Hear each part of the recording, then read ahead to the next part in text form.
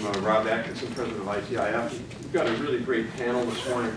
We're going to do the panel, I guess, a little differently, perhaps. Rather than go down and have everybody give prepared remarks, I may call on David at the beginning just to kind of frame the topic, but I think what we'll do is instead is there's a whole set of issues, at least 6 or 8 specific issues on the IP transition, and we're going to just go through each one of them, try to get through them all, and have a discussion about where there's general agreement on those and where there may be some disagreement.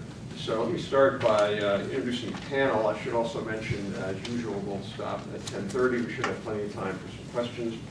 I'll also make a pitch, by the way. There's an announcement back there, but ITAC is in the process of hiring a full-time telecom analyst, policy analyst for here. So if you know of anybody, have a look at our website. So starting immediately on my left is David Young, who's Vice President of Verizon Public Policy, where he's responsible for developing company policy on a broad range of internet and technology issues.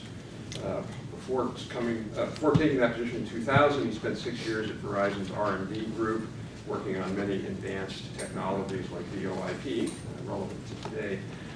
He's also been named as an inventor on 11 U.S. patents, and holds a bachelor's in electrical engineering from Stevens Institute of Technology.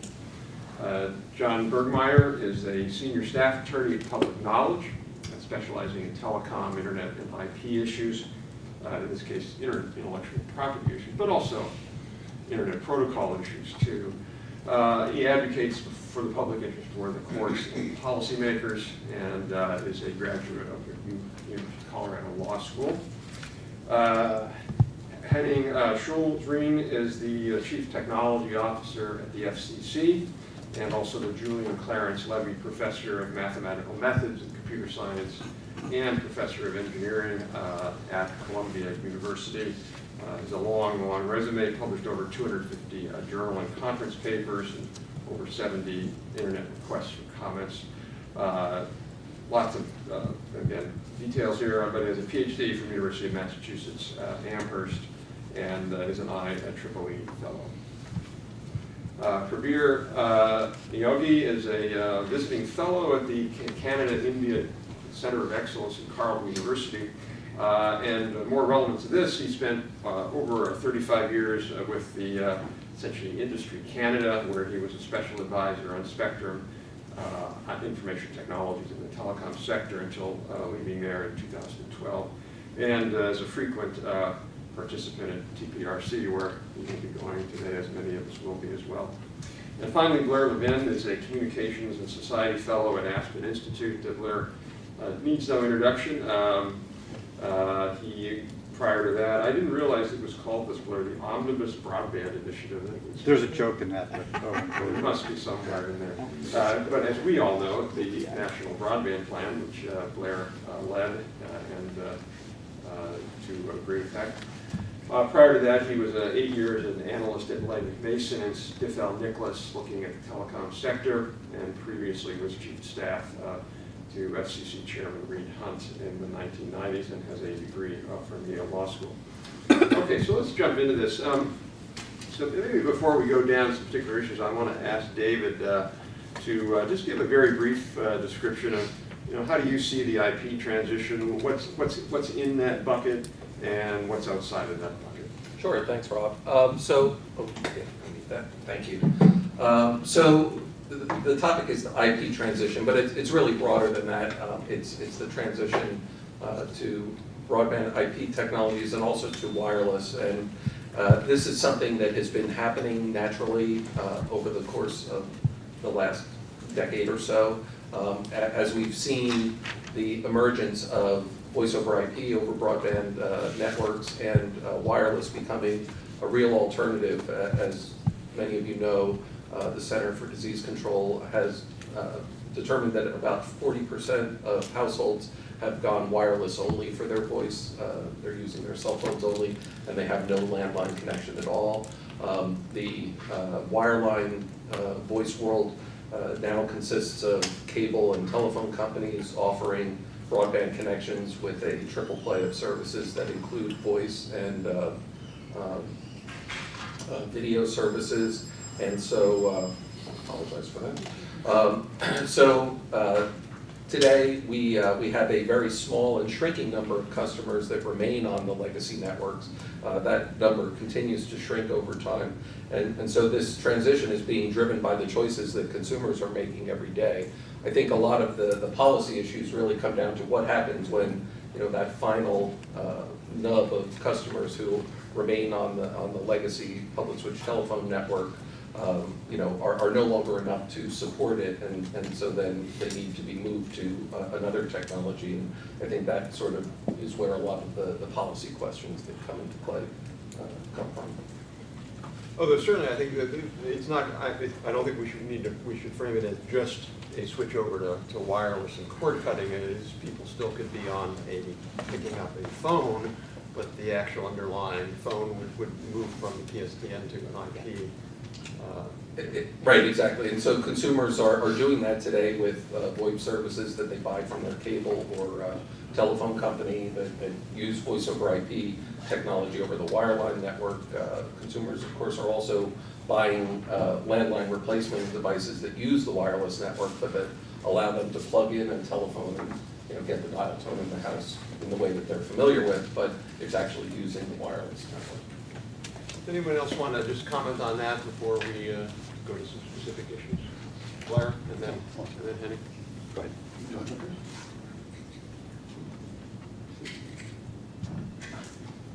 You got the green light. Okay, I got the green light. I would just add a historical perspective. When we built the telco network, we essentially built it with a social contract. It was about 100 years ago. And the contract, in gross measure, was, we'll give you a monopoly, and you have to privately finance it, but provide certain public goods. And those public goods change over time, but it was all the subject of what you might think of as a social contract. When we built the multi-channel video cable market, it was fundamentally built with a similar kind of social contract, largely between cities and the cable operators. But it was, we give you a monopoly, you got to provide universal service, build out everywhere in the jurisdiction, and provide other public goods like PEG channels. When we built the broadband network, it was not subject to a social contract. And that was perfectly fine. In fact, we are lucky as a country because we had these two wires that go to the house that were then jerry-rigged to provide this thing we call broadband. And I think there are two elements that are missing now. Number one, because the economics underlying the prior agreements is no longer valid, there's a question of how do we end some of those obligations. And that was part of what drove Section 4.5 of the broadband plan, which called for this IP transition. But there's also, I think, another thing, which is what are the public goods that competition in and of itself will not provide? And so as we think about this IP transition, we've got to think about both sides of that equation. Could I add a point? I'm going to go in order, so we'll go Henning and then Kabir. As you alluded to, what makes the discussion somewhat complicated is that we have three transitions really going on, even on the technology side. We have a partial transition going on, which I suspect is, except for one issue, the issue of competition, the least controversial between copper and fiber. We have a transition going on for voice, going from a largely landline to a mixture of landline and voice. And while 40% make the transition, clearly we have to recognize that this is largely has been a consumer play so far, not a small business or even a large business play. I don't think too many companies, with a few exceptions, have removed desk phones or call centers or gone wireless on those. And thirdly, it's a protocol transition from a circuit switch to a packet switched environment. What often I think, and this is all, I hope we can do better during this discussion, gets conflated is this voice transition with the removal of copper lines, for example, which largely as recent events in certain parts of New York showed, wasn't so much about the voice, although that played a role. It was about the removal of a viable broadband competitor that people appreciated for a variety of reasons, namely DSL, without a quite viable replacement.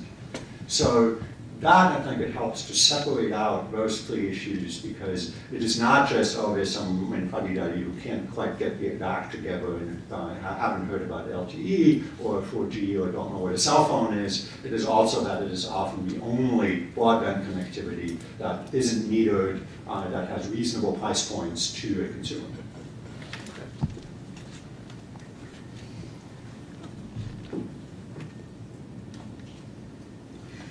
Just mention that from a Canadian perspective, the social contract that Blair mentioned was exactly the same north of the border as well. That's how the public switch telephone network was built. Bill Canada had a monopoly where Bell wouldn't serve, the provincial government stepped in. In the case of the cable TV also, it was a monopoly, except that instead of being a municipal monopoly, the federal government and the provincial governments had a role. The differences will arise because of the differences in legislation, and also because in Canada since 1993, we've had national jurisdiction, one regulator, and no two-tier regulation. So I want to, almost. I think that is a good distinction, that there's several different transitions here, but I want to drill down on the one that's really around PSTN to VoIP. And I think there's a lot of I think not maybe confusion, but very interesting questions about where do we draw lines, because right now the PSTN part is regulated and the pure VoIP computer to computer is less regulated. What is it that we really need to be focusing on here? What is it that calls out for regulation? It certainly cannot be voice, because my 7-year-old daughter has a walkie-talkie that there's voice going over the air and it's not regular. So it can't be voice. It can't even be bits, because email's not regular. There's going to be something that's unique there. And where do we draw those lines? What, as Jonathan Alsing once said when he was FCC commander, it walks like a duck and quacks like a duck. It's a duck, but maybe it's not a duck. So, John, you want to? Yeah. So one of the many things that I think it helps untangle is that, in addition to the social contract aspect, which I totally agree with how Blair characterized it, is that the statute and the technology was all written with the expectation that the network, the physical network, and the application of that network were one and the same thing, and that applies to both voice and video. And now, particularly with broadband, more people understand that it is possible to decouple those two things, and you can have a general purpose communications network that can run any kind of application on it. So then we're left with the question of, okay, do we care about voice, or do we care about this thing called, for lack of a better term, the PSTN, applications that use telephone numbers? And I think that this notion of, and I don't want to call it voice, because there are applications other than voice that use telephone numbers. But I think that this concept of an application, which is somewhat separate than other applications, it is special, it is regulated. Phone numbers are an international system, it's regulated. There are certain obligations that go along with that. I think it does make sense to pull that apart and treat it as separate. It has a certain level of service, it says 911. And it's not the same as Skype to Skype voice. So the fact that the consumer is talking and someone else is listening is not the distinguishing factor. It's the fact that we have sort of set apart this separate thing called the PSTN. Now, how do you get there? Do we think that you're going to run the PSTN just over the internet, over its own dedicated network still? I think I'm agnostic on that. We put forth just a values-based framework. Here are the things that are good about what we have. We just need to make sure they continue working. So whether it sort of just merges with the internet, or whether it's a parallel IP-based network that is not technically the internet, is really, I don't think, as interesting from a public policy perspective. And in fact, to the greatest extent possible, policy should be technology neutral with regard to those questions. Does everybody agree with it? I just want to we can see if we have some consensus here that the distinguishing factor is numbers, the North American numbering plan. And that we should be indifferent to sort of how those things, or the electrons or bits are moving, what pipe they're on, whether they're over the top on a dedicated or PSTN.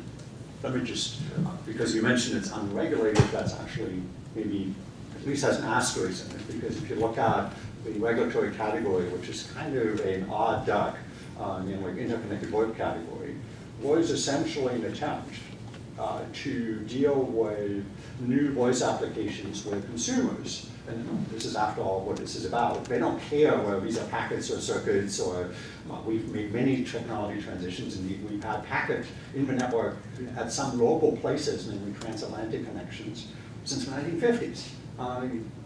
So, not IP, but packets.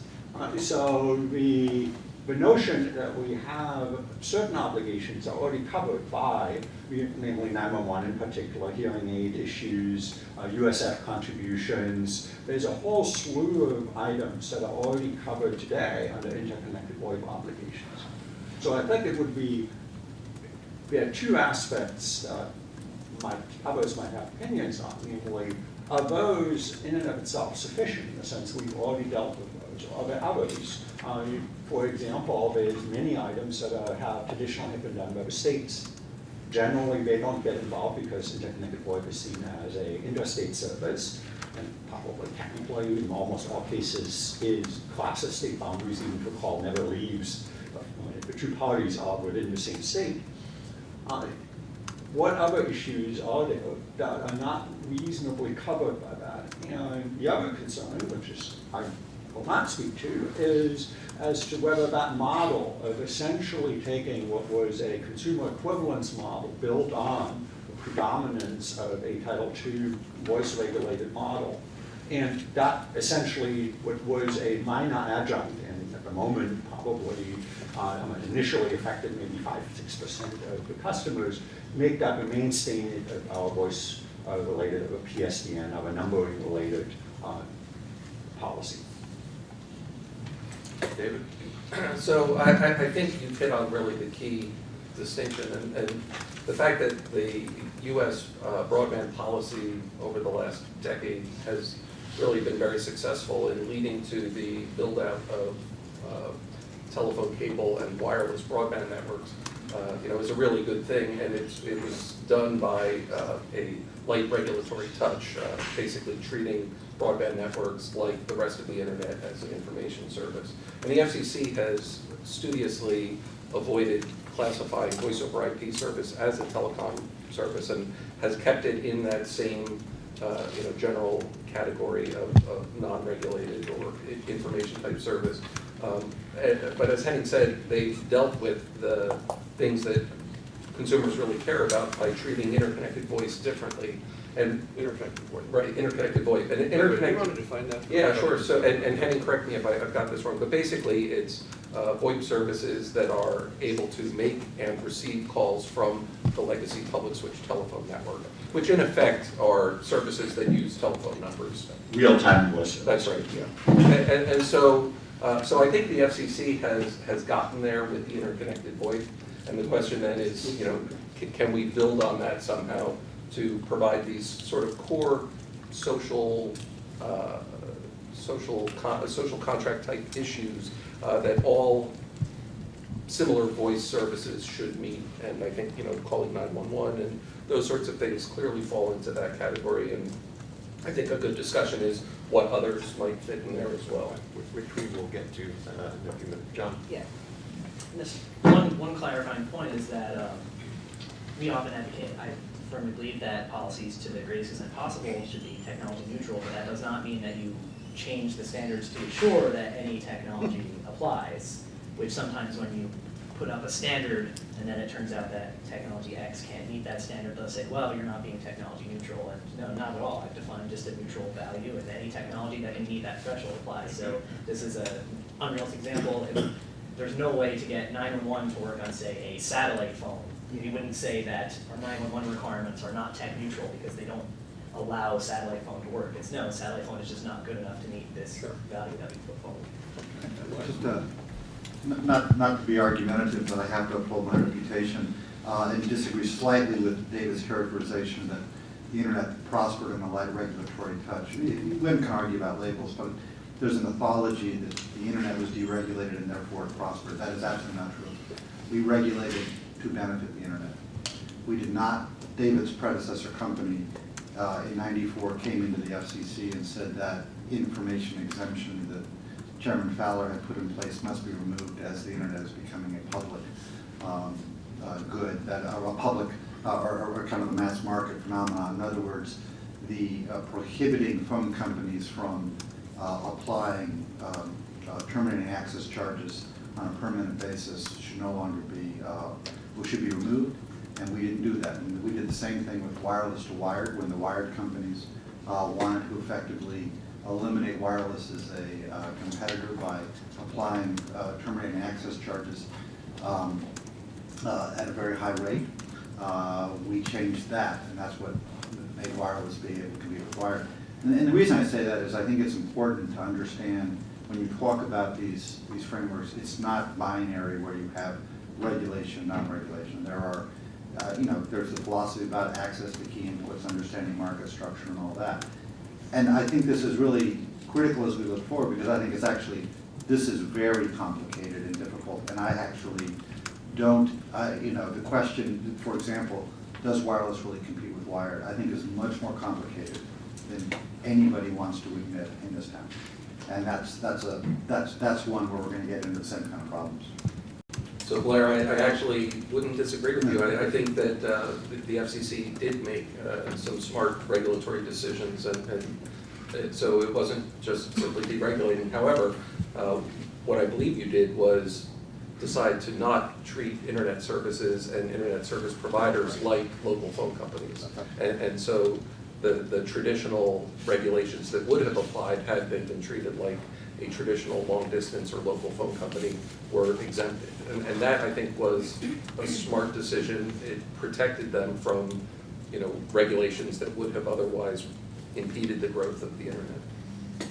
So, okay. So I want to segue off of John's last comment, which was about 911 and could they work on certain technologies. One of the questions in this transition is this question of reliability, and clearly the circuit switch phone is incredibly reliable.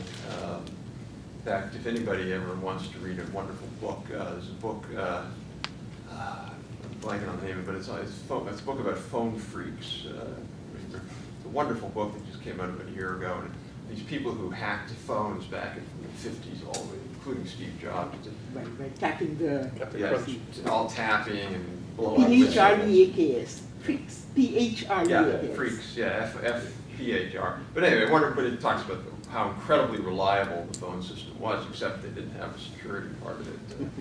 But the question is here, it seems to me this is one of trade-offs. If say hypothetically, which isn't going to happen maybe for a long, long time, but hypothetically everybody just says, forget it, we're just all going to use our wireless phones. Wireless phones are not as reliable. But consumers would be making that choice, they'd be making a trade-off. So there's a set of advantages around that versus disadvantages. Same thing with moving to an IP system. You have advantages of an IP network because of lower costs, ability to have more sort of innovations in the network itself. So I guess the question is, shouldn't we, rather than hold up a standard of 99999, shouldn't we rather be talking about this as a set of trade-offs? That on one hand you have reliability perhaps, but you have slightly, you have other functions and other factors that we're talking about a trade-off here. We want to go Henning and then John. So I don't think I want to pose it like that, because if you look at IP networks as a technology, inherently they actually have potential advantages. I'll take this 911 since it seems to be coming up as a key social contract issue repeatedly, is in the legacy system, in the circuit switch system, we have real difficulties because of limitation of technologies that PSAPs can generally only connect to two selective routers, and modems make it difficult to have multiple alley connections and so on. In an IP environment, it's much easier, for example, to have multiple backup solutions, even if necessary, satellite to get alley internet connection, because anything with an IP address can connect to key databases, for example. So I don't think it's one where you'd say, well, it's like you make a trade-off between a horse and a car, and the car inherently has other properties. You don't have to clean up in it, but it pollutes the air in different ways, and just that's the way technology works. I see it more as one where we have to really look at in each case, and there are several different cases, namely network reliability, security, as you mentioned, just new attack vectors because of remote accessibility, and power reliability and system reliability.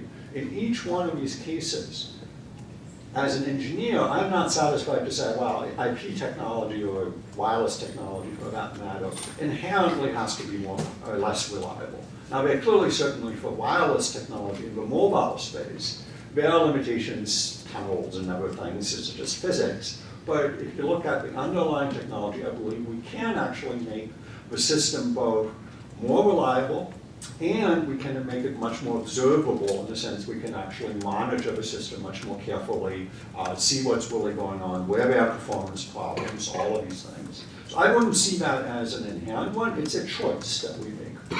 One final comment is while the problem you have, and we've seen this in the FirstNet discussion as well, is that we're struggling with a problem. This is part of a social contract problem, or namely that there are certain applications that are rarely needed, but when they are needed, or needed by a relatively small number of people, say first responders, but when they're needed, they have an extremely high social value.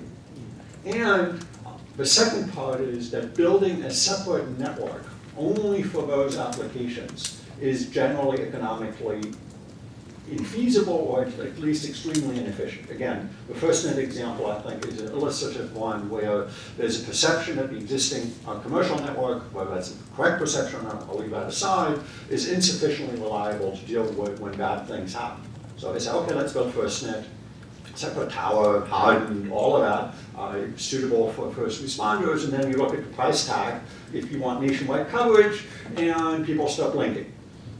And so the question, I think, is, from an overall perspective, is it more efficient to make the network slightly more reliable than is necessary, or significantly more reliable than is necessary for watching cat videos or placing Amazon orders, or do we go to a model where we essentially impose significant societal costs, and we're talking $7 billion as a getting started money for FirstNet, to have a network which is reliable? I'm not sure the second option is inherently and by definition the better one. Yeah, so I'll start by agreeing with the point that Henning made up front, which is that I think, with these technology issues at a certain point, in the long run at least, there don't have to be trade-offs. You really can have it all. But in the short term... Well, but including costs, leaving costs, that's one of the questions I have. Sure. Yeah, I mean, in theory, you can always have it all except for cost. I mean, you may be able to get costs, but you may not. Well, this is the broader view, which... so my main point, though, is that when we made the decision to have a best efforts internet, it was made in the presence of the existing telecom network that had a certain level of reliability.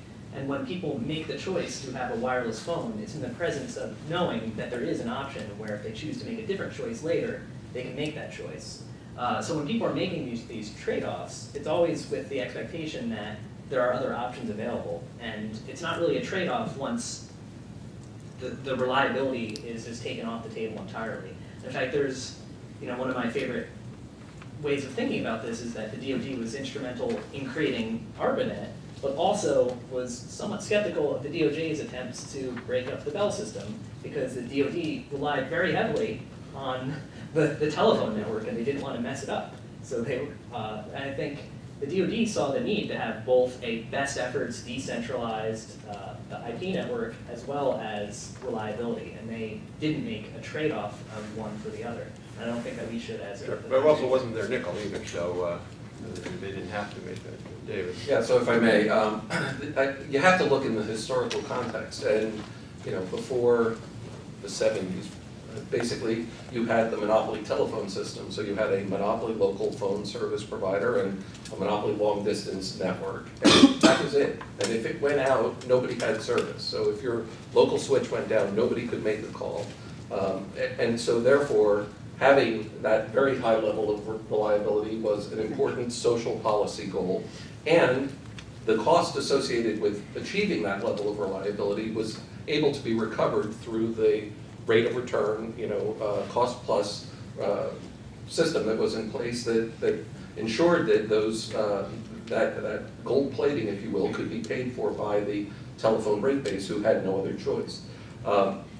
Today we're in a very different world, of course, where you have a wide variety of choices.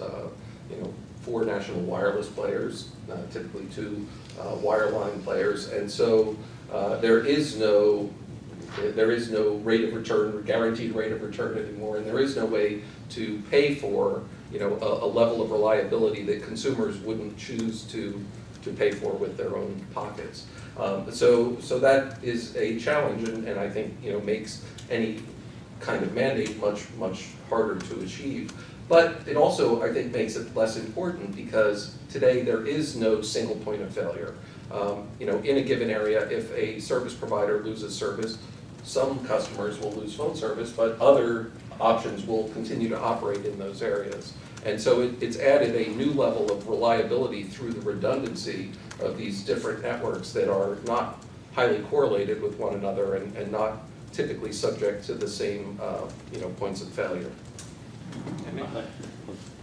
I just wanted, but in principle, and you point out a very good point, is that in principle, the existence of multiple networks, particularly multiple modalities, should give people a more highly reliable network, and I'll flog the Technology Advisory Committee TAC that's actually looking at that issue right at this moment, so to say.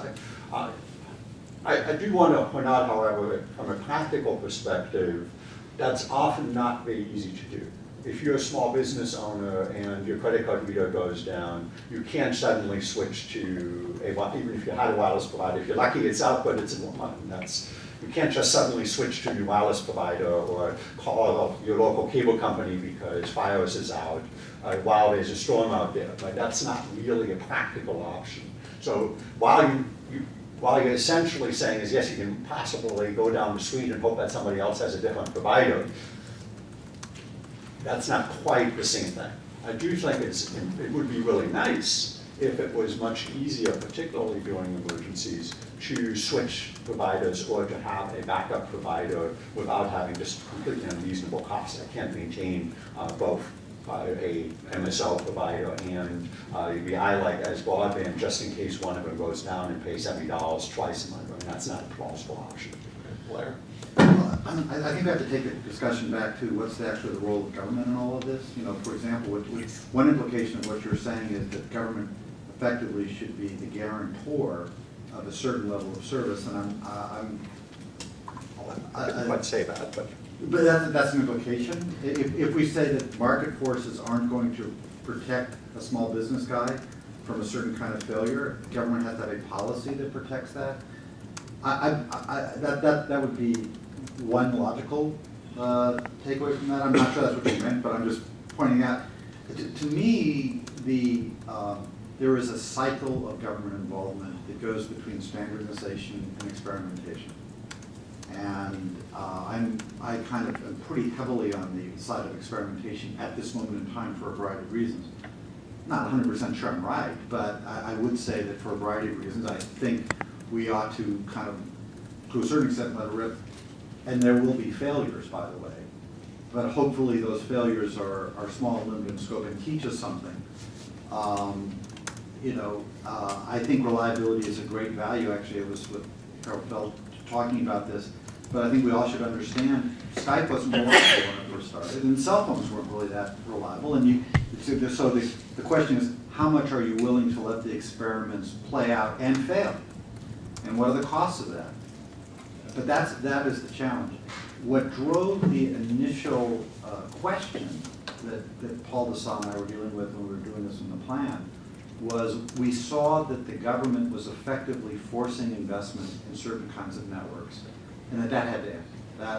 The only thing I know for certain about the transition to IP is the government owes it to a few very large companies to whom it is forcing a certain kind of capital allocation to say, here is the point in time at which we will And as to all these other elements of what are we still protecting, I very much agree kind of philosophically with the values-based approach that public knowledge managers put out.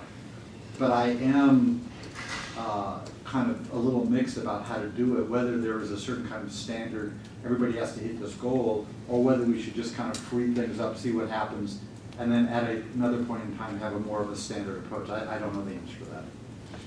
One thing I wanted to add on the reliability is that that's a dimension for competition, for differentiating in the competitive market. Verizon Wireless is not known as the cheapest wireless service. It's, we pride ourselves on being the most reliable, and so, we build our network to a higher standard and we charge a higher rate for that. And, that's a value judgment. Some consumers are more interested in saving money and less interested in the reliability that we provide. But I just wanted to, just because you kind of implied something, I do see an important role for, if we do an experiment, as a number of us here on the panel who have at least an engineering or science education in that, an experiment is useless unless you observe it and you measure it.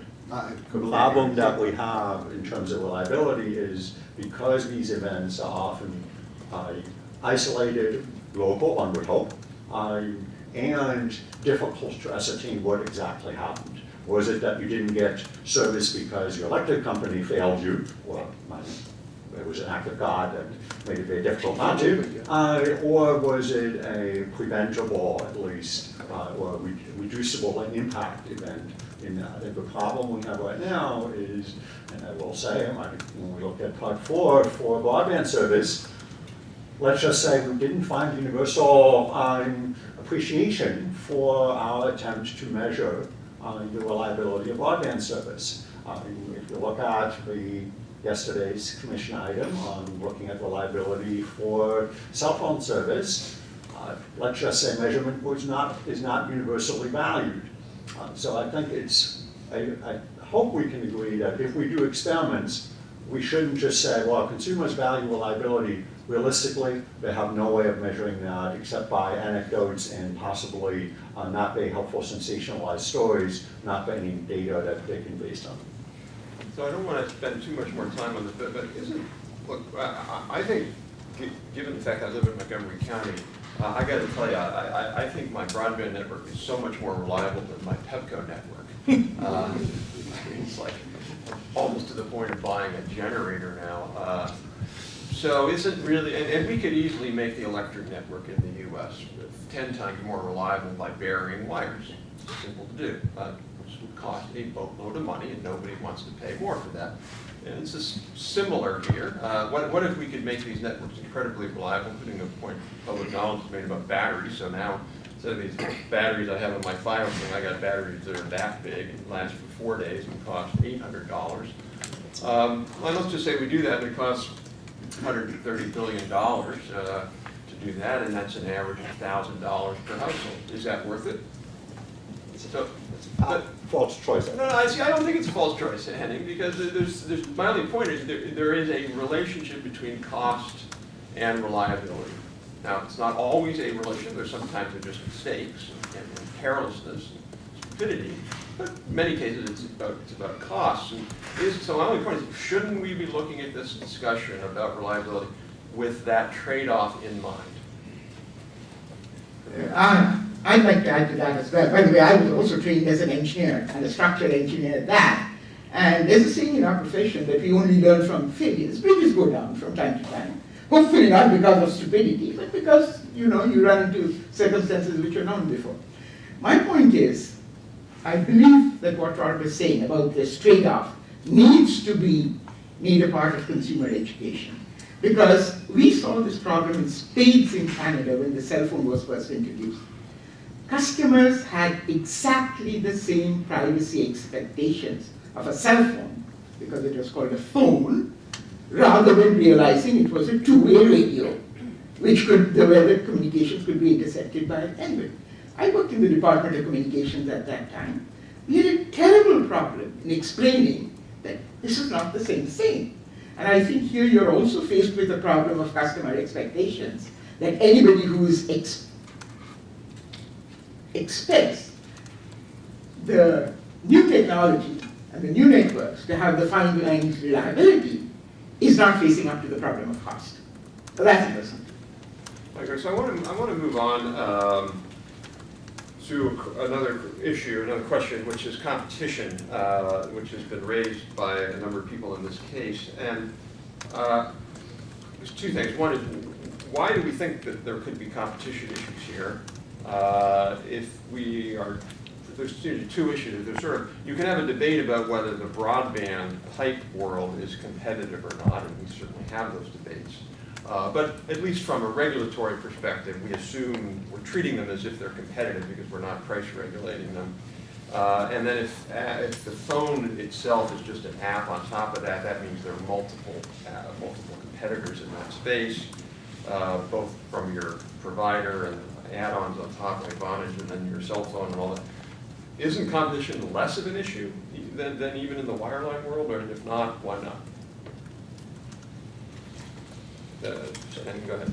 Yeah, and I think it's helpful, as you did, to distinguish between the pipe competition, the access competition, and voice as an application competition. I would generally agree that it's certainly now much easier for third parties not located with physical presence in each market to offer competitive voice service as a general matter. However, I would qualify that by two caveats, namely one is bundling and the other one opportunities for discrimination.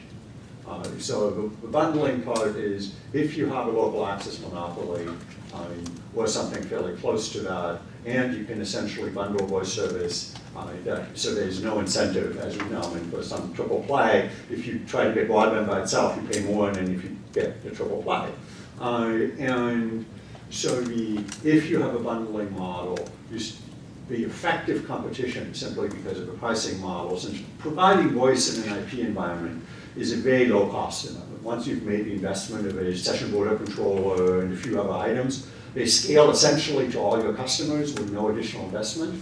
So there's every incentive, and it's efficient in some way, to have every one of your customers beyond that, even if the marginal revenue is very close to zero, because it just doesn't cost you a whole lot. So that makes effective, theoretical competition exists, but effective competition makes it much more challenging. The second one is one.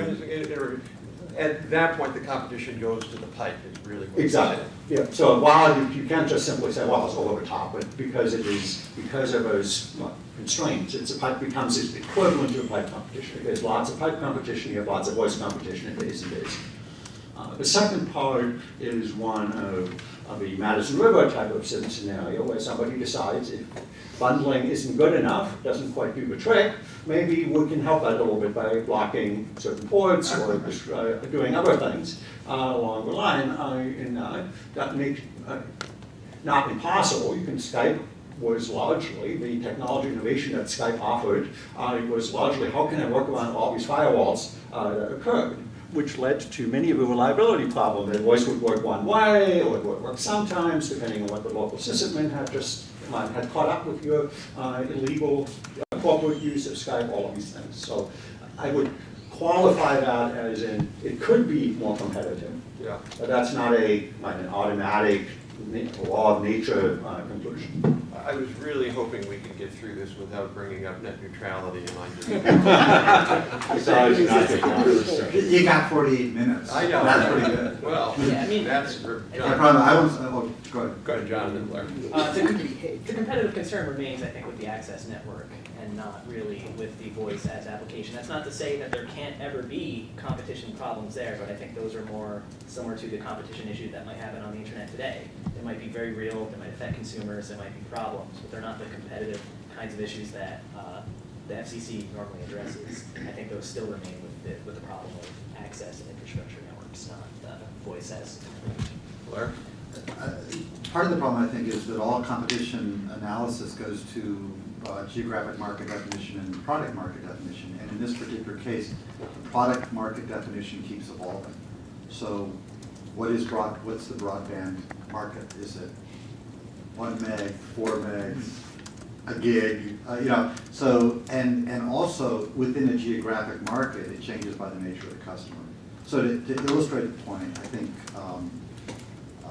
there's a view that markets are really competitive, and we're going to see in rural America, frankly, LTE compete against rural phone company monopolies and take away a lot of their business. And I think from the perspective of paying for universal service, this may be a good thing, and from the perspective of consumer choice, may be a good thing, but it undercuts the traditional revenues of that market. And then if you're running a hospital, or you're running a school, or the government in that rural community, or a certain small business, the network that you've relied on suddenly gets, there's a pricing element to it that makes it real complicated.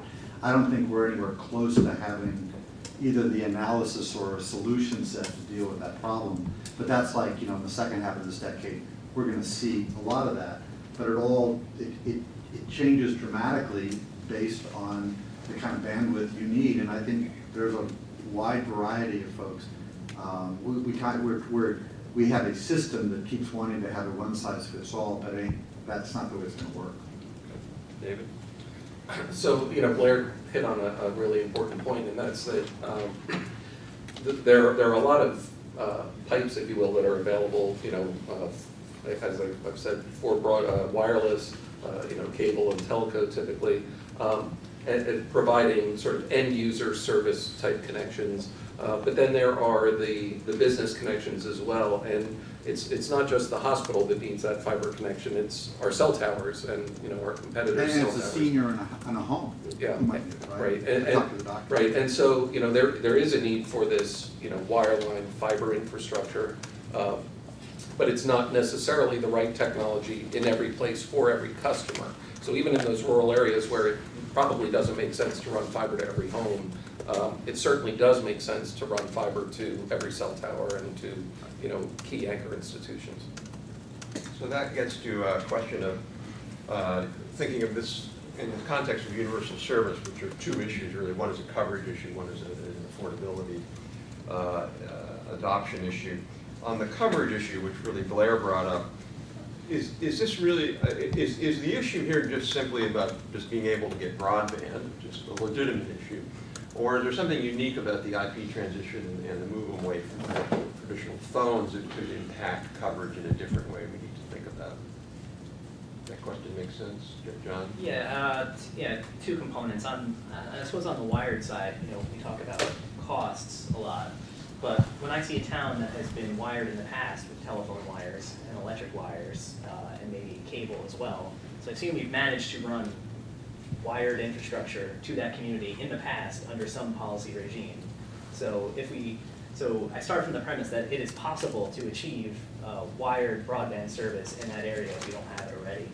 Second, on the wireless side, I think it's very interesting because there's a number of things that can be done just with regard to spectrum policy that ensure that we have coverage in rural areas, but whether it's smaller license block sizes or it's secondary markets or some sort of sharing, but some sort of means that allow small providers. I just wrote down Bluegrass Cellular as my go-to example, to serve those markets because it's not an issue of whether the rural areas are unprofitable to serve. It's an opportunity cost for the large provider. A larger provider that covers a whole region is always going to make more financial sense to put the investment into the cities and suburban areas, but that is not to say that it is impossible to get a return on investment in the small rural places. And if we, allow the smaller and the local and the rural providers, either wireless or wired for that matter, to serve those communities, I think it's possible to rely on those companies. I'm going to go David and then Henry. So John raised an interesting point, and that's how do you bring the wireless to these communities that may not have it today. One of the things that Verizon has actually done is a program that we call LTE in Rural America, where we basically partnered with providers in areas where our network wasn't located, and they get access to the spectrum that we have, and we also provide the back-end network connectivity, so they're able to put up a tower and provide cellular service for the community and sell that service to the residents of that community, who are then able to roam on our national network. And by the way, when Verizon Wireless customers are visiting that area, they have coverage now as well. So it's a win-win for that local community as well as for the rest of the Verizon customers. So from a local community perspective, however, and you you rightly pointed that out, is if I were to live in a community which currently has, let's say, DSL service, and suddenly the incumbent provider says, sorry, I'm no longer interested to maintain that, I immediately, despite all the advantages of wireless, what happens to me is, let's say, even assuming I can get 4G LTE in that environment, is if I have an average median usage for Comcast, just because they published that on their webpage, is 18 gigabytes per month. It's median, so half or more, half or less. Others say it's more like 26 type of gigabytes a month. If you take a typical retail rate, you're looking between $180 and $260 per month for this new service that is supposed to be better than what you get. I'm sorry that I wouldn't necessarily blame that community if they don't see that as an advance in technology. If suddenly the DSL, which used to cost $25 for roughly equivalent service, costs them $250. Now, if we can get... How do you get, because the typical Comcast or Time Warner cable plans are not $250. How do you get that? No, I'm saying simple. You have 25, let's say 25 gigabytes for the sake of argument, $10 a gigabyte for typical LTE. It's lower when you start, it gets a little closer to 10 as you move up. So you have 25 times 10 gives you 250 as a replacement. You're talking LTE. But, so what I'm saying, okay. because the hard part when we talk about rural area, we're really talking about at least 2 or 3 sub-areas, namely ones which don't have landline today. They're outside, they have nothing, they have dial-up modems. Not a large area, maybe 4 or 5% of the country, still millions of people, but relatively small. Clearly they would be, all things being equal, I think they would welcome LTE. It's much better than the dial-up, and certainly they didn't download 25 gigabytes of a dial-up either. But there is a middle region, which is, if you look at companies not on this panel, I have discussed that would essentially find where you have ones that have far-reach DSL, ones that can't be upgraded easily to 40 type megabit, that have a long loops where they get a few megabits typically DSL, which I think we should do much better than that, but leaving that aside, is those communities, if they lose their wireline connectivity, meaning DSL in particular, the transition they face in practice today, not in some theoretical far-right land, but in the pricing environment what we have today, without a subsidy, you're now getting from a $25 DSL to a $250 LTE bill. But wouldn't the answer to that, though, be, correct me if I'm wrong, but you're going to have less wireless demand overall in those areas because you have, it's not as congested, you're not in Manhattan, so you, in other words, you'll have more spectrum essentially unused, and so you could end up with a different pricing plan for people who are in that kind of, where you essentially say, we think you're not just using your cell phone, like I use my 4G LTE on Verizon, I go on, I don't really use it for broadband unless I'm in a hotel or something. But there might be a set of people who say, we really think people are going to use this in a residential mode, and therefore we would develop new pricing plans with higher bit caps. Wouldn't that be the way the market would evolve? One would hope so, but if you look at the existing product that I'm familiar with, namely the one that Verizon offers today, is it's part of your family plan. So it gets you the same, it's good as an addition, but it certainly wouldn't be bad. If if that happens, if it's equivalent price, I don't care whether it's wires or wireless. We can't just say simply wires equal to wireless without looking at the individual family economics.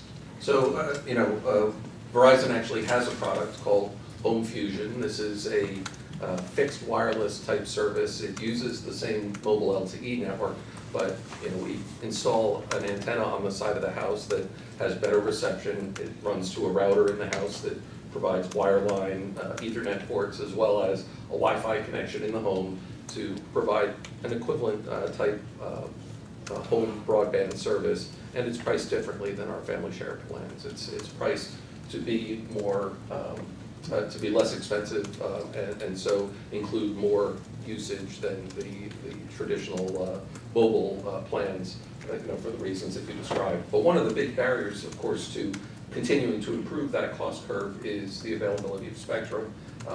we obviously need to continue to make more spectrum available so that we can grow the capacity of the network, so we can support the higher volumes of traffic that we know are coming, that we see coming, and that will come even faster, especially in areas if wireless becomes the primary means of broadband access. Blair? I think this is an example of where we kind of need experimentation and spectrum policy, as John was talking about. One of the things that emerged out of the GigID process that I'm involved in is there are several thousand communities, rural communities in the United States that have colleges who have a much higher need for bandwidth than their neighboring town. And so looking at that, we realized the obvious point that there's a lot of spectrum available in those areas. We're running a white spaces experiment at the University of West Virginia with kind of a sister organization, Air.U, the University of New Hampshire running a similar experiment now. So there may well be areas where this problem of kind of differentiated bandwidth demand within a geographic area can be addressed through technology and spectrum policy. Okay. I want to just touch on a couple of more points. I'm going to skip it over a bunch because of the time. We could do this all day. Just skip TPRC. So I want to move on to consumer protection, which public knowledge, John, you filed a long brief, and certainly part of that was about consumer protection. And how should we be thinking about that? Now, again, maybe the differentiator is what we talked about earlier. If you're using a phone number or a numbering plan, you sort of migrate that consumer protection over. If you're using something else, you don't. Or how should we be thinking about consumer protection as we make this transition? Yeah, I'll just start with what I think should be obviously where I'm coming from is I think that very broad principles of consumer protection apply to every product, from dog food to broadband. So it's not a question of whether or not there will be some amount of consumer protection required. It's just, okay, you look at the product and you determine what is the proper degree. And we think that a lot of what we have in terms of consumer protection in the PSTN voice network today should be maintained. And yes, you would continue to make a distinction between whatever you want to call it, don't have a good term, interconnected VoIP for PSTN-like services, and on the one hand would have a much higher degree of consumer protection. On the other hand, it's not. I don't think this is incompatible with the notion of experimentation, where you allow things like FaceTime audio and Skype to just sort of do what they will at varying levels of quality. Okay. I think in the consumer protection realm, it really helps to be slightly more delve into ones which the sub-issues that we look at. I think there's issues like slamming, cramming, and so on, which are telephone specific, which don't apply to many consumer goods. The general problem, which I think makes broadband and voice services in particular different from some consumer goods, not all, is that it is a technologically very complex product that has a relatively, when it works well, a very simple interface to the user. The user does not want to, shouldn't see all what's behind it. But that also means having, I would say consumer protections probably fall roughly into two. One, and the features that are necessary, for example, for giving people, actually I don't know if that's part of your consumer protection bucket, so to say, is for people with disabilities. I don't know, is that consumer protection? Okay. So those are not really financial directly. They're protecting those that are not served well by a market model. There just isn't enough of a market for hearing aid compatibility, although as everybody gets older, maybe that will change. The general notion would be that there are those items, and I think those often have actually better technologically availability, but we still have, as we know from the Enforcement Bureau, that not every provider, particularly smaller ones, have difficulties living up to those commitments even in the existing world, and somebody needs to pay attention to that. Particularly, I think, in those areas, you don't want to tempt people. Everybody, I think, wants to do the right thing, but you don't want to give the implication that if I shave a corner here or there, that's a competitive advantage. We don't want to make non-accessibility a competitive advantage. The second one is on more broad-based consumer financial protection largely is what I see the problem is that often it's very difficult for consumers to anticipate what the exact financial impact is going to be of a broadband service, a voice service to some lesser extent, it almost become like buying airline service. You get a headline number on that, but then you get charged for this, that, and the other, and it's often very unpredictable. It's often long-term commitments that are implied. I'll leave the wireless side, because the special issues aside, but even the broadband side, you often have 2-year commitments for broadband service. So in those areas, which are traditionally more state-run, the question is, can general consumer protections against false advertising and all of the other stuff that the FTC and the local attorney generals do, are those sufficient? Or is there essentially a kind of the attorney general thinks that's the FCC's job, and the FCC is told by whoever or believes that it's the attorney general's or the FTC's job, which means then you have people not happy about the service. So, no, I think that's a good distinction. Everybody more or less agree with Henning's first point on you want to have kind of a baseline standard on accessibility when it cuts corners. I mean, that seems like generally a skeptic view.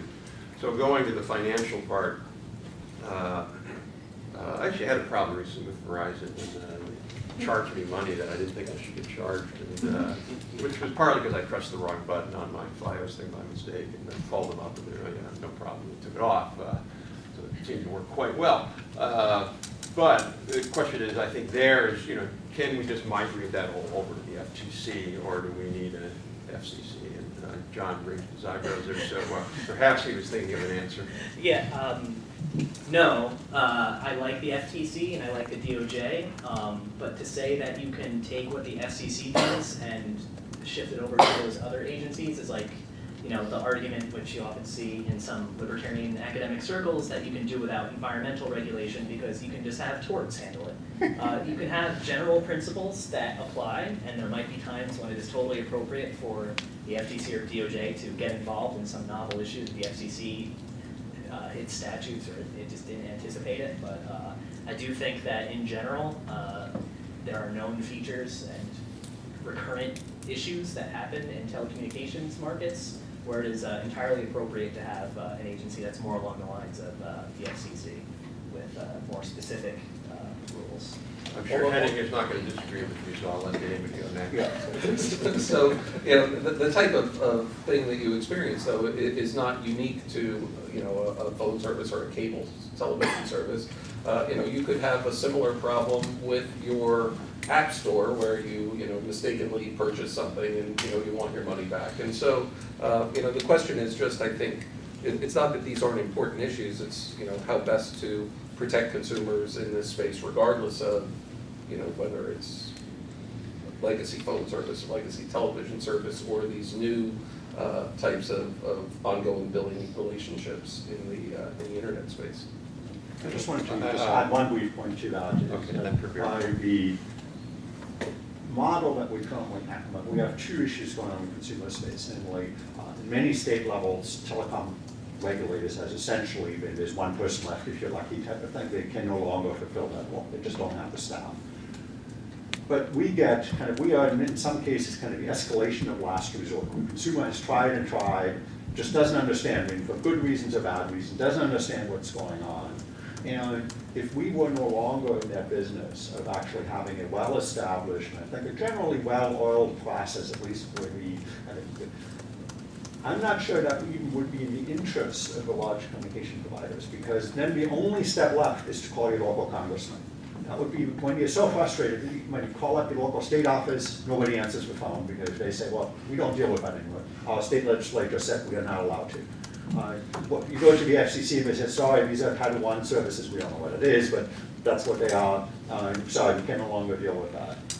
The concern that I have is that we already run into the problem that people believe they're no longer subject to our authority. They say, we don't really have to respond to your letter because you're no longer a regulated entity in that.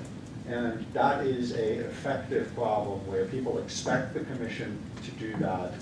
It has worked fairly efficiently, I think, for both sides, given the alternatives. I think it's a lot better to have them call us and we call Verizon if necessary than having Twitter do that or do some other self-help type mechanism that's not efficient for anybody. That is, I think, a potential breakdown we need to deal with. So that is a nice segue into perhaps my last issue, which is FCC authority. And you know, it's a complicated and controversial question. And if this is all ends up in Title I, is there authority? I guess we'll find out in a couple of months. Is there authority? If not, how much authority? What kind of authority? Should we change it? I'm sure there's going to be total consensus between David and John on this question. So we'll just move on to the other panelists. Go ahead, Jeff. Yeah, I mean, it's always with these sorts of panels when we're talking at a very high level of generality, which about what the structure of the telecommunications market could be. You know, presumably, you know, the statute might say something, but we can change the statute. So if we're talking in a more specific, okay, you know, the next few years without a change in the statute, then what do you do? Yes, you know, PK, you know, we certainly think that the FCC has the authority to use its current statute, you know, to handle these issues. We think that we think that you can treat broadband as a Title II service without causing it to be regulated in exactly the same manner as the telephone network. There's quite a bit of flexibility that agencies have. The statute isn't always clear. It doesn't make the distinction between the network and the application that we started with. It doesn't always make clear what is telecommunications, what is common carriage, what is communication by wire or radio. All these things are sort of ambiguous, but nevertheless, I think the expert agency is able to cope with that while we await the eventual Telecom Act rewrite. Of 2029?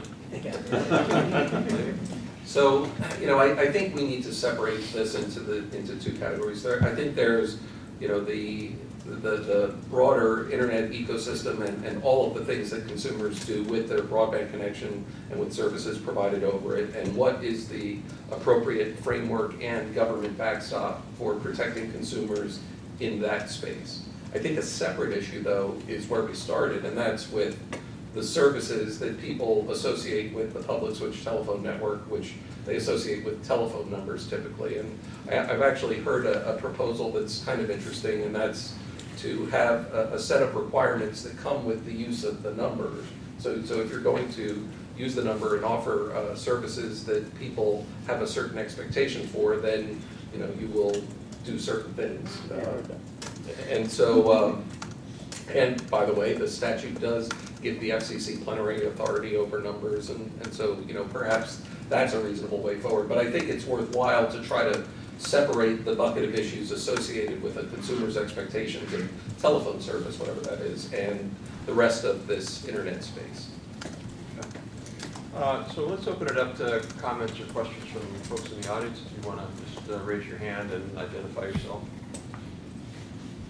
Rob, could I add Yeah. a Canadian point to that? Yeah.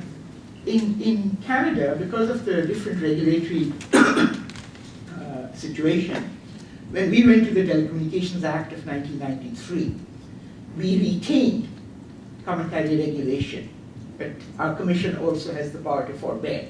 So we don't have this Title I, Title II dichotomy. The best example of this is in 1995 in a famous case. The commission forbore to regulate internet services. And much more importantly, said they didn't fall under the Broadcasting Act, which is the greatest disaster you could have imagined happening. But because of this power, you can only forbear to regulate something if you have the authority to do so in the first place, right? There's never been any question about the authority of our commission to have its way in these matters. That, I think, may be an important distinction. There's one historical distinction as well. We never had a computer inquiry. So there's distinction between, you know, basic services and enhanced services doesn't exist. Basic services are what the commission says are basic services. As simple as that. How is Canada dealing with some of these similar questions we are, particularly around consumer protection? Is it? Well, this was a very important issue with the Telecom Review Panel. And we, of course, have a CRTC, and we have a competition bureau. Some say it's toothless, but that's a different matter. And it was found best to set up a new agency, which would specifically deal with complaints on telecommunications issues. Because we have an avid complication in Canada. The provinces have no jurisdiction over telecommunications matters. But of course, they have general jurisdiction over business practices. So you know at what point does the consumer protection issue fall under federal jurisdiction? Or if I want to return my cell phone, I mean, is that a provincial matter? This is a gray area. Questions? Yes, sir. Yeah, hi, Adam Goldberg.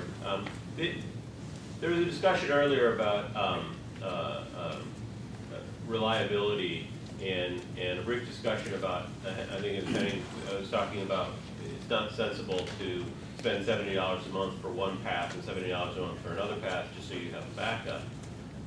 But I think that that's maybe a little simpler than an IP telephone network actually is. You need a pipe to the network, surely, but once you have an IP connection, you can have diverse VoIP services very, very easily.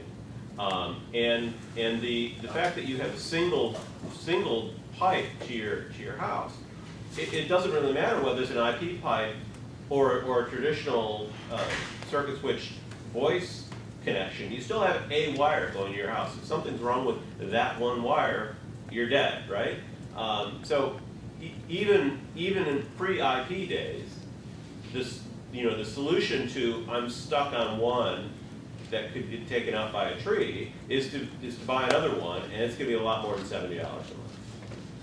Yeah, so it's an excellent point, and actually, Henning said that wouldn't make sense to buy both. It wouldn't be economically feasible, but it may be that buying the slightly lower reliable service from two different providers for $70 a month or whatever the price is may be cheaper than trying to build or to acquire a service that matches the same level of reliability provided by a single entity, if it's even possible at all. And so, for a customer for whom, that level of reliability is extremely important, buying service from two lower priced providers may actually be a preferred approach. Can I just follow up just a little bit? We need to be careful to consider the network connection separately from the VoIP. I have a single network provider coming into my house, but I have, I swear to you, more than 5 VoIP providers, and it works great. And if one's down, it switches to the other one. It works perfectly well, and that's a lot more reliable, I think, than depending on a single provider to do a single thing and get the phone service delivered all the way to the other end of the network. Yeah, I agree, and I'm just saying that a similar redundancy can be achieved in the pipe space as well by having multiple wireline connections or including wireless as well, so that you can fail over to any one of those, and that buying those individual service contracts to achieve that level of redundancy may not actually be as extravagant as Henning suggested. Let me just address that a little bit. I think industry could do a lot more in that realm, and maybe that will emerge. Namely, like I said, there are two issues, namely A, predicting what reliability is, and B, as has become apparent, is in new failure modes that didn't exist. But trees and copper wires never get along all that well, particularly after storms. But you did have the 48 volt, and it's a power one, which means that in many cases, unless you buy a generator, and it's kind of difficult to buy a generator when you live in an apartment, is to have 2 wires from a cable company, say, and the ILEC, that's great until after 8 hours, your battery on your voice service runs out. Then if you're lucky, you have wireless, but we know in the cellular case, and after Sandy, that wasn't always available either, because of the same reasons, power. And so I would not say quite, even if you're willing to spend what is an inordinate amount of money, you're doubling your amount of spending, that you can actually get this equivalent reliability. What I'd like to see is that there are a number of not very high costs, and this is where Mike was kind disputing your assessment is we can always say, oh, it would cost billions and billions. I didn't say it did, I just said that the cost has to be a factor. I wasn't predicting or saying what the cost was. And so, and I do think there are a number of coordination and marketplace that we can indeed do better that don't cost that. And I'm all for multiple modalities because that's something we're now getting in many areas so for free. Namely, having the ability to, if my router that I get from your company or others has a plug-in slot for USB where I can plug in a USB dongle to get 4G or 3G wireless as a substitute. That would make my life easier. It wouldn't cost $1 billion, probably cost $2 per device. If I had the ability to unplug my battery and recharge it at work, because often when we look at power outages, it's not like the whole country's out of power. It is usually pockets, usually one with above ground wires that are out and commercial areas don't. If we had, like we ended up very successfully, the cell phone realm, where most of us still remember when every cell phone, you had to have a Motorola charger, you had to have a BlackBerry charger, you had to have whatever charger for each cell phone with little adapter plugs. And now we just expect that they all have a micro USB plug. It would be really nice if I could do the same thing for my home computing equipment, so I can put one of these things in. Again, it doesn't cost billions, it requires industry coordination. So I think there are things we can do that basically don't just, and this is when I hear consumer education is one of my pet peeves, is consumer education is great if the consumer has a reasonable way of actually dealing with it. Telling a consumer that they have to get a special charger for lead acid batteries, that they have to have instructions to unplug, is blame shifting, that's not really a solution. Following on something. Identify yourself. No, I'm Marvin Serby from Carnegie Mellon. That the remark was made earlier that the redundancy helps because the failures are not highly correlated. And I think Kenny has suggested in the form of common mode failures due to power that failures are often correlated. And so we don't get as much additional reliability from redundancy as you might expect. Other questions? In the back and then here. Yes, sir. Matt with Free Press. Coming back to something that Blair said earlier, when you just said in the reliability discussion that the government was making carriers invest in a single technology. Is that a fair summary?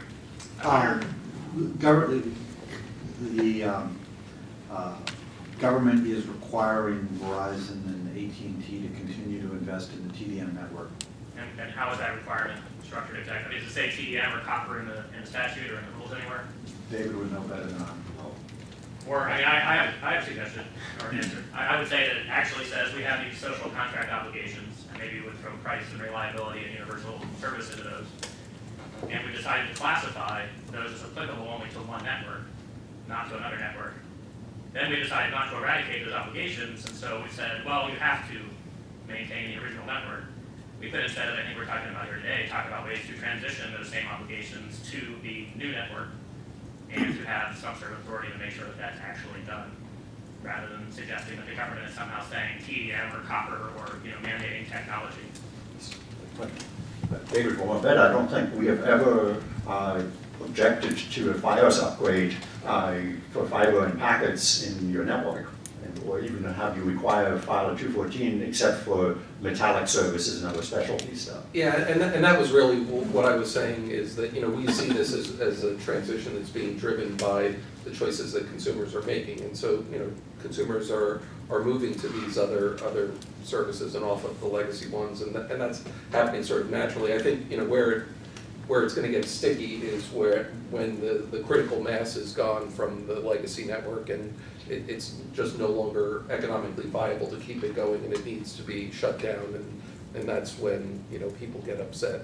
But I with Matt's suggestion about just applying all of these regulations to all of the other modes, that I don't think is the right answer, because the old rules for common carrier phone service were designed for the monopoly telephone era. So I think it's okay and appropriate to think about what are the appropriate rules, and the FCC did that in a thoughtful way with the connected VoIP requirements, and I think it's reasonable to look at that more broadly.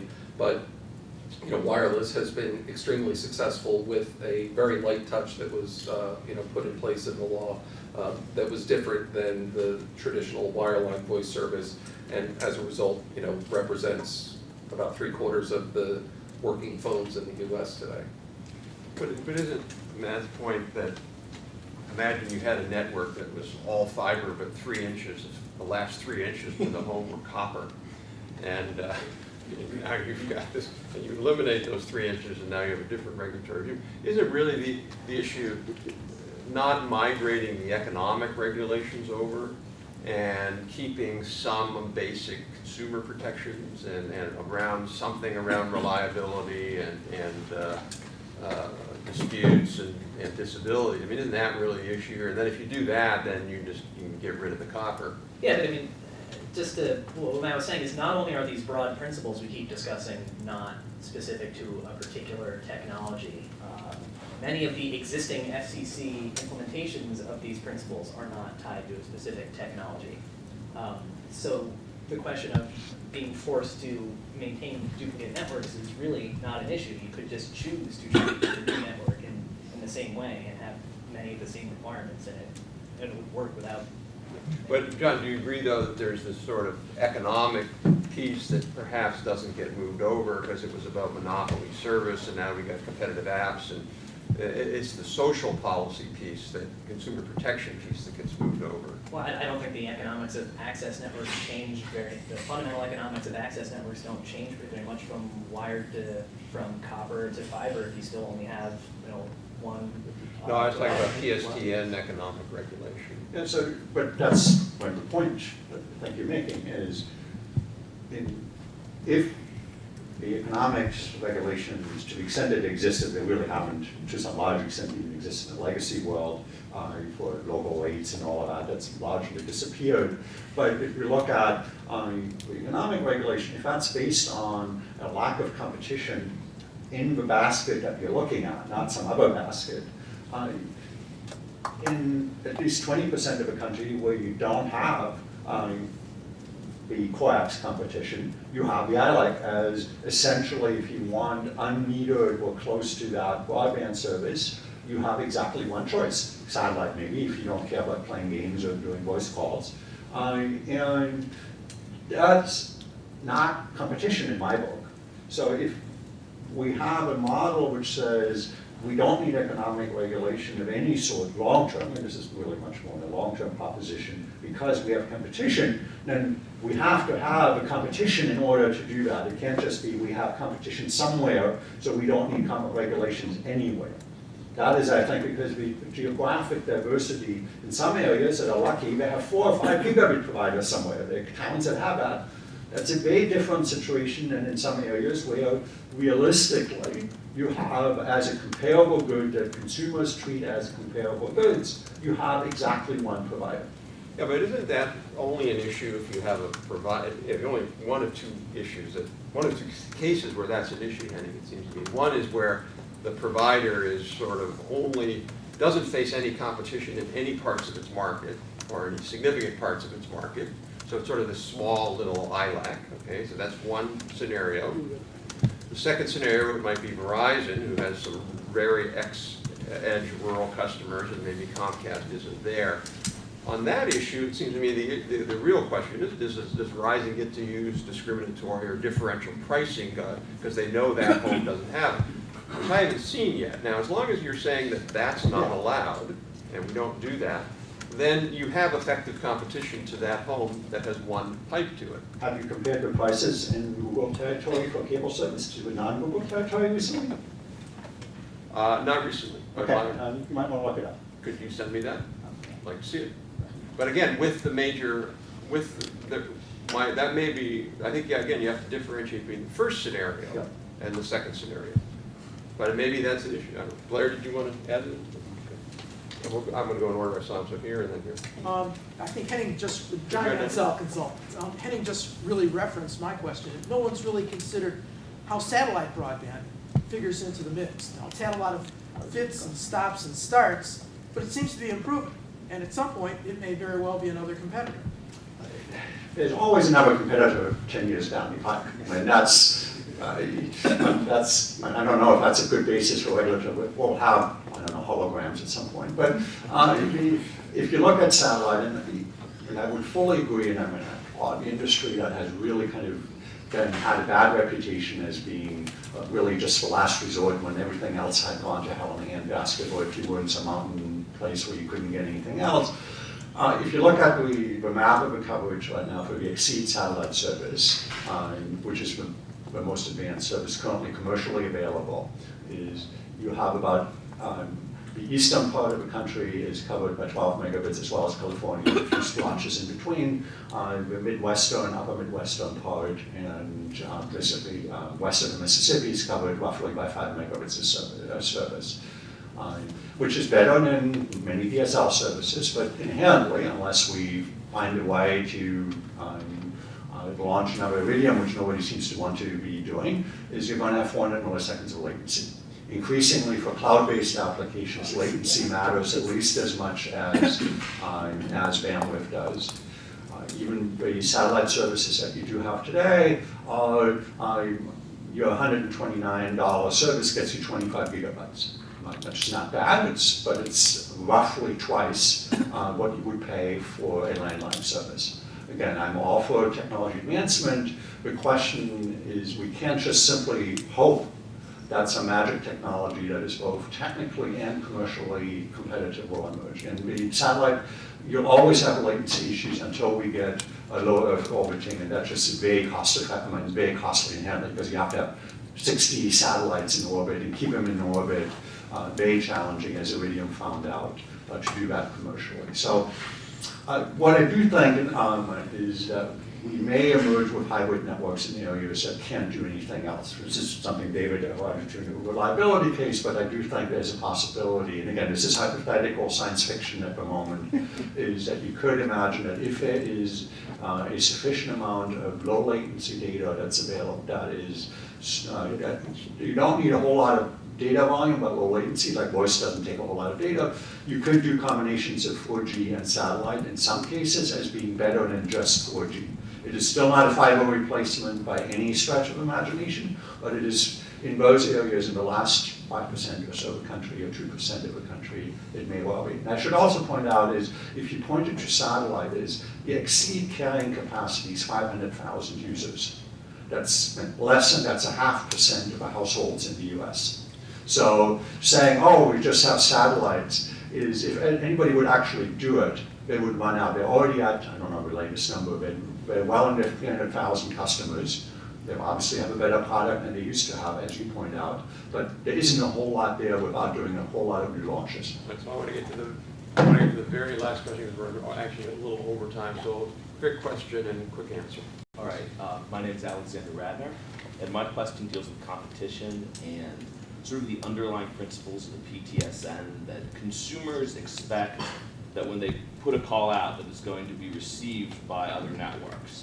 And in order to maintain competition as we move forward in the IP transition, which I think everyone agrees has a lot of benefits for the industry, without IP interconnection, how do we maintain that competitive ecosphere? Like how do we keep competitors in the game and prevent the large providers from gaining market power again?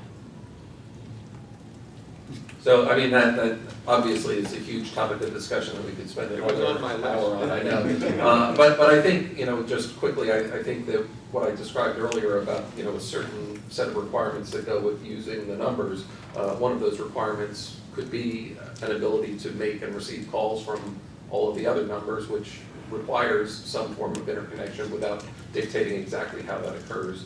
But obviously, this is a much fuller discussion that we could have on this topic. And I would just add one terminology point. I've been trying to convince people to talk about voice of IP interconnection, because one of the difficulties we have in this town is that as soon as people talk about IP interconnection, immediately, I suspect nobody in this room, but elsewhere, says, oh, this is the same as IP peering or IP interconnection at that. And those have very different industry structures, they have different modalities. Some of the problems are similar. Obviously, you have access monopolies in both cases, but other issues are very distinct. So I think it will help with discussion if it's clear which of the two we're talking about. Because one of the advantages, and this is, I think, a fundamental advantage that makes it so much easier and can lead to more competition, is that interconnection, the old world, was tandem-based. You had to run a T1 or whatever to that tandem, and you better did it pretty broadly geographically. So it was, the cost of entry was really high. Now you need an IP address, maybe a VPN in the case of what Verizon does for interconnect service. And I don't have to physically meet up anyway. I can just ship the packets at very low cost across a network, the internet or some other private network. And so interconnection in principle should actually be much easier. Yeah, In practice, very briefly.